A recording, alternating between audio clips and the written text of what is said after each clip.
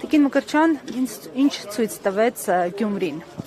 Գյումրին ցույց տվեց, որ Նիկոլի հետ խոսել որևէ պրոցեսների մասին հնարավոր չէ։ Այդ ընտրությունները չեն եղել ազատ, չեն եղել արդար, չեն եղել հավասար։ Այն վարչական ռեսուրսը, շտաբերում չնախատեսված գործունեությունը, որը ընտրական օրենսգրքով նախատեսված չէ, որ շտաբերում պիտի իրականացվի, խոսքը ՔՊԱ-ականների մասին է։ Այն տերորը, որ կազմակերպվել է ոստիկանությամբ եւ բուտաֆորիա հանդիսացած Սարիկի բարեկամով, որը ԱԱԾ-ով ըստ էության կազմակերպում էր այդ ընտրությունները։ Խոսում է նրա մասին, որ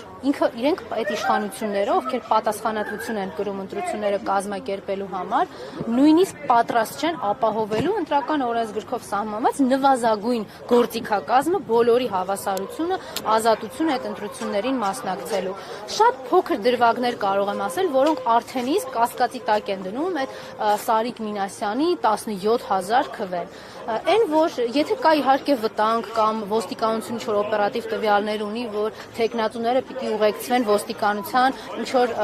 ջոկատայինների կողմից, բայց ինչա մենակ Սարիկ Մինասյանը ուղեկցվում։ Ասեմ ինչի, իր առավելությունը ընդգծելու, կարգավիճակը ընդգծելու համար, քաղաքացիներին ցույց տալու, որ մեկ դուք ինչ քվեաթերթիկ ուզում եք գցեք, գալու են եւ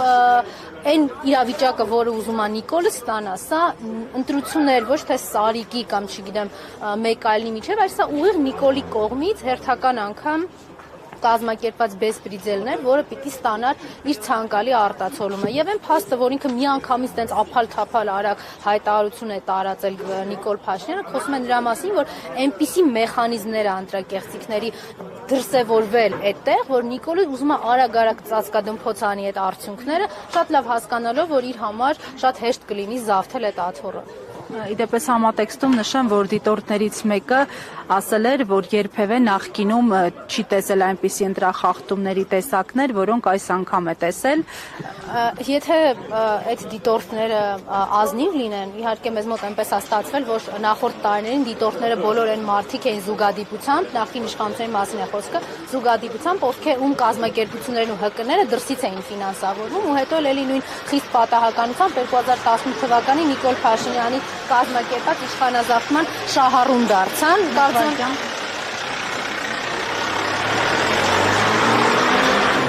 կարծում դրանց օբյեկտիվության հետ էլ ակնհայտ այն ժամանակ խնդիրներ կար, ինչ վերաբերվում է հիմա, անցել են բոլոր սահմանները, այսինքն եթե 1-2 տարի առաջ իրավապահները Նիկոլը գործի էր դնում այն ժամանակ, երբ որ համայնքապետն ընտրվում էր արդեն թիմում, իրեն կալանավորելու համար էր գործի դնում այդ ամենը։ Հիմա այդպես չի արել, արդեն ընտրություններից 3-4 օր առաջ գործի ա դրել ողջ իր սպեկտրը, ուղղակի կազմալուծելու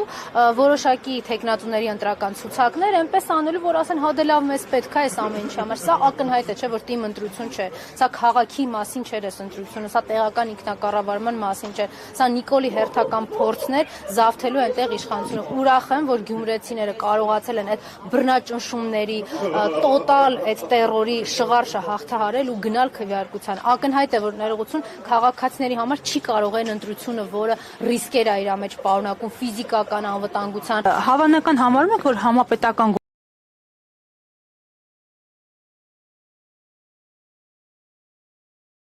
գործընթացներում նմանատիպ մեխանիզմների կրկնության դեպքում ՔՊ-ն շանսեր չի ունենա։ Դե պատկերացրեք, եթե Գյումրիում Նիկոլը այսքան ռեսուրսեր շպրտել եւ պատրաստ էր ծախսել, խոսքը իմիջիալոց ոչ միայն վարչական ռեսուրսի, այլ նաեւ ընտրակաշառքի ու փողի մասին է, այլ հարցը, որ հիմա Հայաստանում չկան վստահելի իրավապահներ, որոնք կքնեն այս գործը, ընդհակառակը այդ իրավապահները լծված էին այնպես անելու, որ այդ ամբողջ գործընթացը հակաօրինական, որ ՔՊ-ին անհրաժեշտ էր, իրենք էլ նորմալ կազմակերպեին։ Ոչ այդ կարծիքին չեմ, որ հնարավոր է, որովհետեւ այն 17,000 ձայները, որոնք կեղծել է ՔՊ-ն, ես համոզված եմ, որ այդքան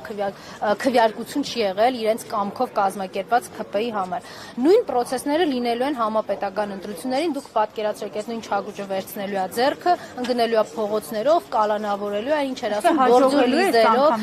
եթե հասնի ընտրության։ Հիմա ըստ էության իրենք կեղծել են այնքան, որ իրենց Սարիկը առաջին համարն է։ Հիմա թե ում եւ ինչ բռնաճնշումներով շարունակաբար կպարալիզացնեն այդ թիմ ընտրություններում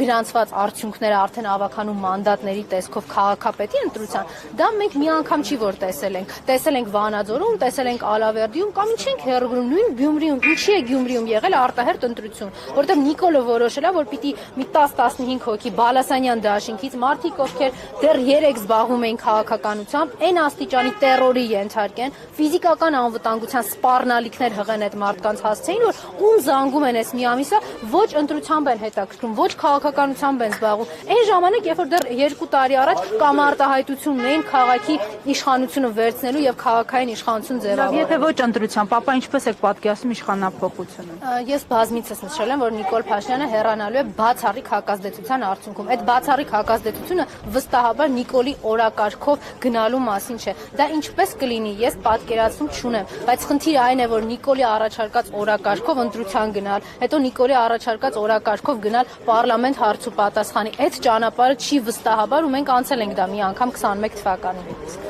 Վիլեն Գաֆերյանը երեկվա իր պահվածքից հետո մանդատը վայր կդնի։ Իհարկե ոչ, դա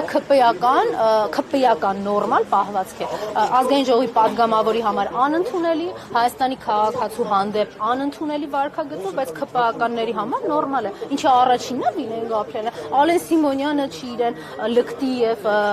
անպարկեշտ պահել, Անդրանիկ Քոչյանը չի լկտի անպարկեշտ պահել, ՔՊ կանայք չեն, որ հարձակվել են ազգային ժողովում կին լրագրողների վրա։ Այսինքն մենք իրենց համար դա նորմալ, իրենց կարծում Նիկոլի